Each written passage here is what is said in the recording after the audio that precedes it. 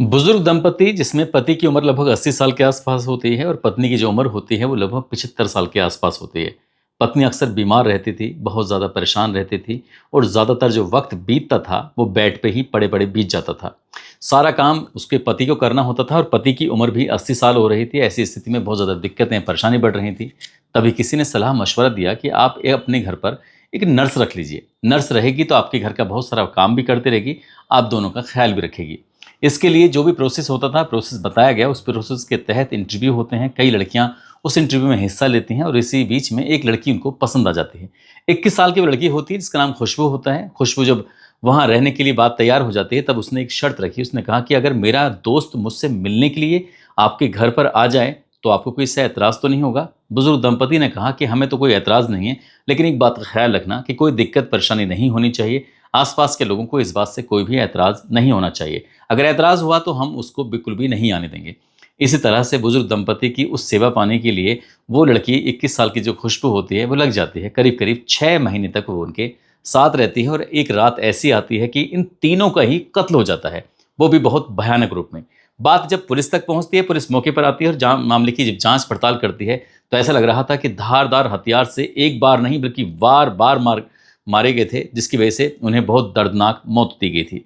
Police ने जब पड़ताल करना शुरू किया है तो जहाँ जहाँ लड़की सोती है उसी के बेड पर जो तकिया है, तकिए के नीचे एक कंडोम रखा हुआ था। पुलिस ने इसी कंडोम के सहारे कातिल तक पहुंच जाते हैं। वाकई अपने आप में बड़ी हैरान करने वाली कहानी होती है, सोचने पर मजबूर कर देती है। जहाँ की ये कहानी होती है उस इलाके में चर्चा भी रहती है और साथ ही विधानसभा में ये मुद्दा भी उठाया गया था कि यहाँ पर बहुत ज़्यादा अपराध बढ़ रहा है, किस तरह से बुजुर्गों को निशाना बनाया जा रहा है।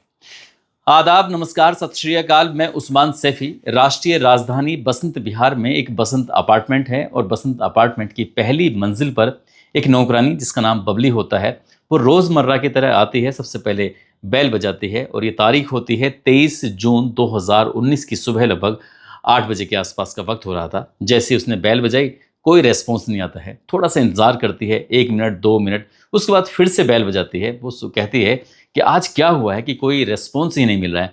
दूसरी बार वो ट्राई करती है और ऐसे ही खड़े-खड़े उसे लगभग 10 से 12 मिनट के आसपास का वक्त हो जाता है। बबली जब परेशान हो जाती है तभी उसे याद आता है कि उसके पास भी तो एक एक्स्ट्रा चाबी है, वो भी 2 दरवाज़ा खोल सकती है। उसने अपनी चाबी निकाली और चाबी निकालने के बाद जैसे उसने उस लॉक पर वो चाबी लगाती है, पता चलता है कि दरवाज़ा तो पहले से ही खुला हुआ है।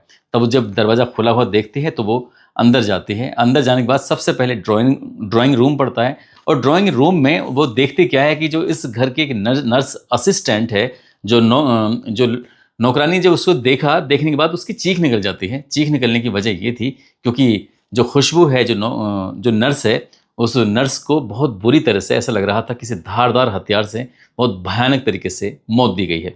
नौकरानी जो बबली होती है उसके बाद वो बुजुर्ग दंपति वाले कमरे में पहुंचती है और वहां जाकर देखती है तो जैसा हाल इस नर्स का हो रहा था उससे भी ज़्यादा खतरनाक हाल हो रहा था उस बुजुर्ग दंपति का।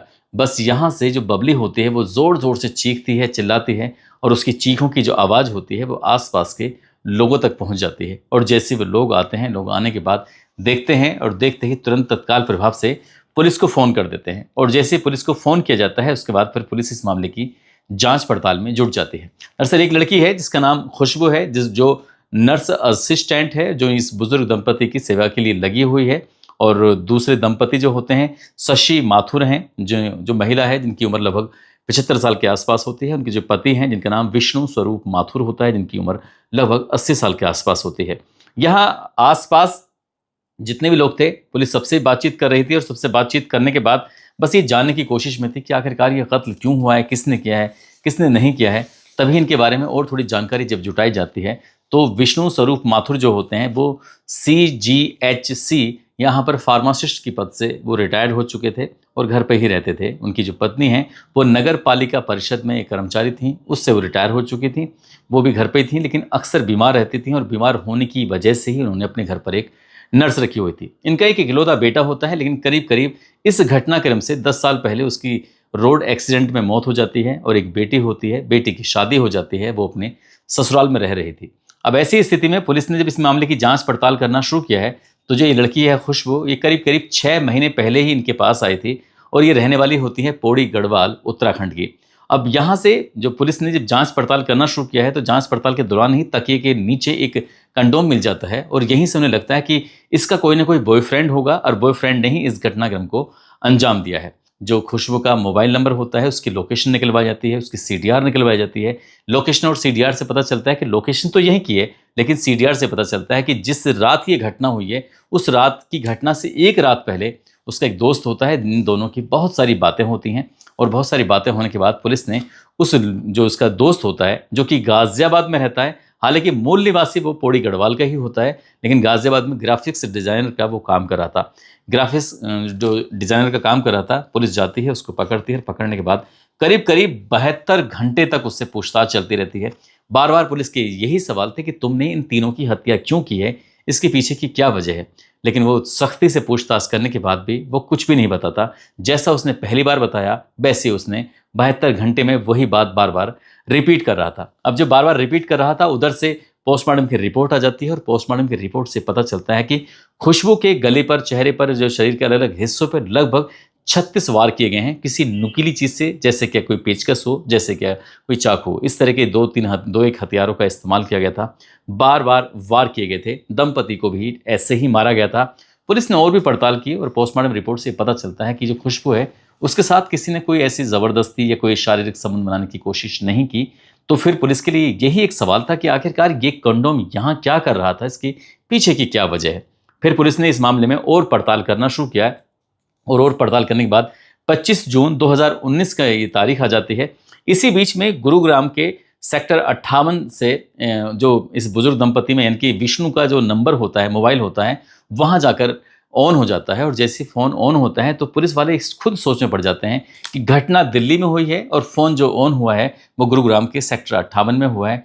पुलिस की टीम जाती है। टीम जाने के बाद उस होटल में पहुंच जाती है। उस होटल में जाने के बाद पूछा जाता है कि यहाँ पर कौन कौन लोग पिछले कई दिनों में रहे थे।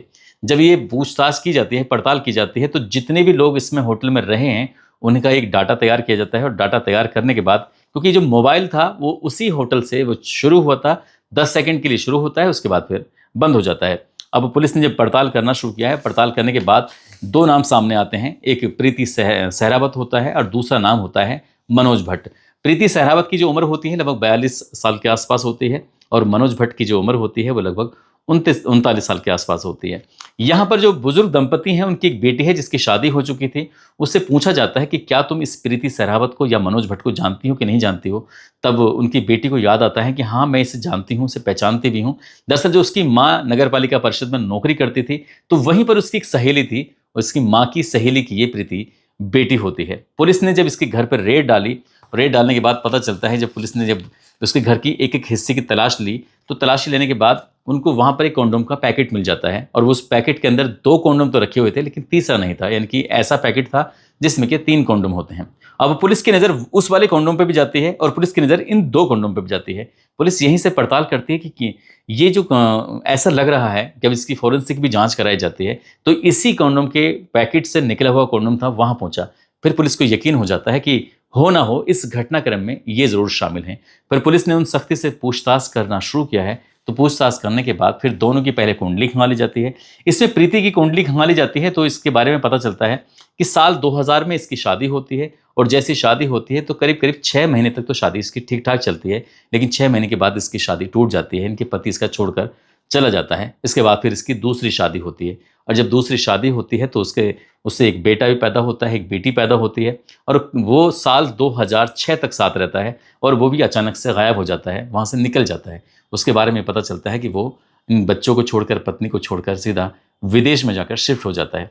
अब प्रीति अकेली रह जाती है। प्रीति जब अकेली रहती है तो अपने बच्चों के लालन पालन को जिम्मेदारी उठानी थी, तो इसलिए प्रीति ने कभी कॉल सेंटर में जॉब करती है तो कभी किसी होटल में जॉब करती है। इसी तरह से उसने लगभग 9 साल गुजार देती है। उसने सोचा था कि अपना एक बिजनेस करेगी, व्यापार करेगी और बहुत सारे पैसे कमाएगी। इसके लिए इसने पीजी बनवाया, पीजी तैयार कराया और पीजी में जो उसमें बहुत सारे इनकम भी होती थी। जो कोई आकर रुकता था तो पेइंग गेस्ट जो होता है तो उसका काम धंधा बिल्कुल ठीक ठाक चल रहा था। और इसी बीच में साल 2015 में इसने शुरू किया था। साल 2016 में उसकी एक मनोज भट्ट नाम के एक लड़के से मुलाकात होती है जो एक जन्मदिन की पार्टी में आया हुआ था। जब उससे बातचीत होती है, बातचीत होने के बाद इसके बारे में हालांकि ये नहीं जानती थी कि इसने कोई आपराधिक घटना को भी अंजाम दे रखा है। जो मनोज भट्ट होता है, साल 2010 में उसने अपनी पत्नी का मर्डर कर दिया था और मर्डर करने के बाद उसको जेल हो जाती है, जो कि साल 2015 तक वो अपनी पत्नी के कत्ल के इल्ज़ाम में जेल चला गया था। और साल 2016 में जब प्रीति से इसकी मुलाकात होती है तो उसने अपनी पुरानी ज़िंदगी के बारे में कुछ भी ऐसा जिक्र नहीं किया था कि वो अपनी पत्नी का मर्डर कर चुका है और उसके लिए 5 साल तक सलाखों के पीछे रह के आया है। लेकिन जब इन दोनों से पूछा जाता है कि तुमने मर्डर क्यों किया, इसके पीछे की वजह क्या थी, तब उन दोनों ने बताया कि हम दोनों ने जो भी काम धंधा शुरू किया था साथ साथ, तो वो बहुत शुरुआत में तो बहुत अच्छा चल रहा था, लेकिन कुछ दिन के बाद फिर वो बिल्कुल ठप हो जाता है। और काम धंधा जब बेकार हो जाता है तो एक एक पैसे से वो मोहताज हो जाते हैं, परेशान हो जाते हैं। इसी बीच में मनोज बार बार पूछता था कि कोई ऐसे रिश्तेदार, कोई ऐसे जानकार बताओ कि जो अकेले रहते हों और उनके पास बहुत सारा पैसा हो। तभी इसके दिमाग में ख्याल आता है कि उसकी माँ की जो सहेली, जिसका नाम शशि माथुर होता है, रिटायर होकर अपने पति के साथ बिल्कुल अकेली रहती है वसंत विहार दिल्ली में। एक काम करते हैं, वहाँ चलते हैं। और इसके लिए इसने 17 जून 2019 की वो तारीख चुनी जब वहाँ जाती है। जाने के बाद दरवाज़ा खुलवाया जाता है, खुशबू दरवाज़ा खोलती है और जब खुशबू दरवाज़ा खोलती है, जो नर्स होती है, वो पूछा जाता है कि मैंने आपको पहचाना नहीं। तभी वो कहती है कि मैं शशि आंटी से मुलाकात करने के लिए आई हूँ। शशि आंटी और जो उनके हस्बैंड होते हैं विष्णु माथुर, उनसे बातचीत की जाती है। वो कहती है कि मेरा यहाँ पर इंटरव्यू था, सोचा कि आपसे भी मुलाकात करती चलूँ।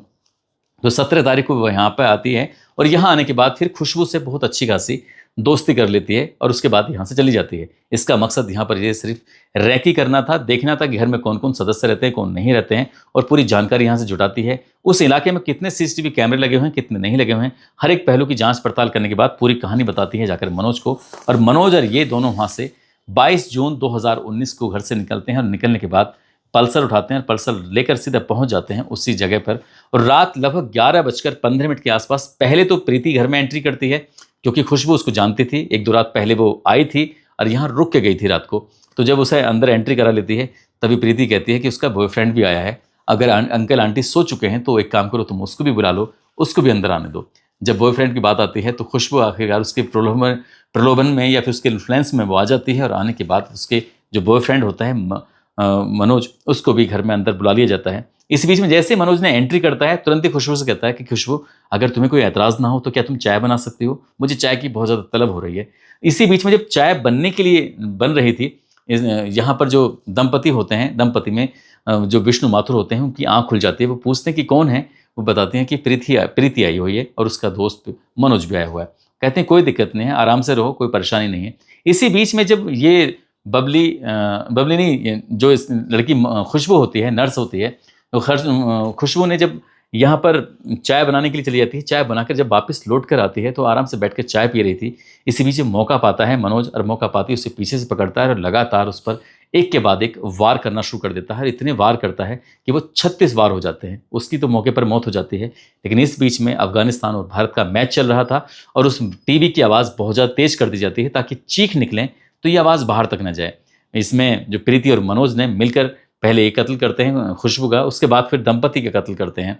और दंपति का कत्ल करने के बाद रात के लगभग 2:30 बजे तक इस घर के हर एक हिस्से को, हर एक कोने को खंगाला जाता है ताकि यहाँ से कुछ पैसा, ज्वेलरी, यहाँ से कुछ मिल सके। जो भी सामान मिलता है, कुछ एक हीरे की अंगूठी थी, सोने का लॉकेट होता है, सोने की कुछ चूड़ियाँ होती हैं, कुछ पैसे होते हैं। यहाँ से जाते जाते मनोज की जेब में एक कॉन्डोम रखा हुआ था। उस कॉन्डोम को वो जानबूझकर तकिए के नीचे रखे जाता है ताकि जब पुलिस इस मामले की जांच पड़ताल करेगी तो जांच पड़ताल करने के बाद पुलिस की दिशा बदल जाए और इसमें उलझते चली जाए। लेकिन पुलिस ने को जब उसका कॉन्डोम का बाकी हिस्सा उसके घर पे मिला था तब उसे सवाल पूछा गया था और सवाल पूछने के बाद फिर उसने इस घटनाक्रम के बारे में पूरी जानकारी दी थी कि उसने ये जो कॉन्डोम रखा हुआ है इसका मकसद सिर्फ यही था ताकि इस केस की दिशा को बदला जा सके। लेकिन इस वारदात को अंजाम देने के बाद दोनों डर जाते हैं, घबरा जाते हैं, इसलिए वो अपने घर ना जाके सीधे होटल चले जाते हैं। ओयो होटल में जाकर रुकते हैं और न जाने कब उनसे गलती से जो फ़ोन होता है माथुर साहब का वो ऑन हो जाता है और जैसे ऑन होता है तो पुलिस उस फ़ोन की लोकेशन के आधार पर मौके पर पहुंच जाती है और उसके बाद इन दोनों को गिरफ्तार करके इन्हें जेल भेज देती है। जब जेल चले जाते हैं तो 1 या 1.5 साल ही बीता था। जो प्रीति सहरावत होती है तो प्रीति सहरावत सीधे पुलिस से, कोर्ट से ये अपील करती है कि मैं इस मामले में सरकारी गवाह बनना चाहती हूँ। सरकारी गवाह अगर बन जाऊंगी तो मैं उस रात की पूरी कहानी जो हकीकत है वो सुना दी जाएगी। लेकिन इसे बात को कई साल बीत जाते हैं। ऐसा जानकारी में मिलता है कि जून 2025 की ये बात है, उसकी याचिका को स्वीकार कर लिया जाता है। और अभी तक जानकारी के हिसाब से पता चलता है कि जो प्रीति सहरावत होती है वो अपने ही बॉयफ्रेंड के खिलाफ गवाही देगी, और गवाही जब देगी तो फिर उसमें उसको सजा होगी। इसमें बुजुर्ग दंपति और जो उनकी नर्स की हत्या कर दी जाती है, तो फिर इसमें आरोपियों को सजा मिलना तय है, क्योंकि इसमें अब और भी केस मजबूत होने के चांस बताए जा रहे हैं। दोस्तों, इस पूरे घटनाक्रम को सुनाने का उद्देश्य किसी को परेशान करना नहीं है, किसी का दिल दुखाना नहीं है, बल्कि आपको जागरूक करना है, आपको सचेत करना है। और जाते जाते कुछ लोगों ने जो नाम लेने की अपील की है उसमें नीतू गर्ग हैं, सुजीत साहू, पीयूष रतन हैं, करण चौधरी, ताहिर अंसारी, मीश कश्यप, रागिनी शर्मा, शरीफ अली, पिंटू ठाकुर, रीता यादव, विनय कुमार, धर्मवीर राणा, शहजाद राजपूत, इमरान शेख, बाबू सिंह, नरेंद्र सिंह राजपूत, राम ठाकुर, लक्ष्मण राणा, किशन कुमार, सचिन आनंद, आमिर शेख, संतोष कुमार चौधरी, पारस यादव, नीतीश कुमार, विजयकांत मिश्रा, धीरेन्द्र शर्मा। आप सब लोग अपना ख्याल रखें, सुरक्षित रहें। जय हिंद, जय भारत।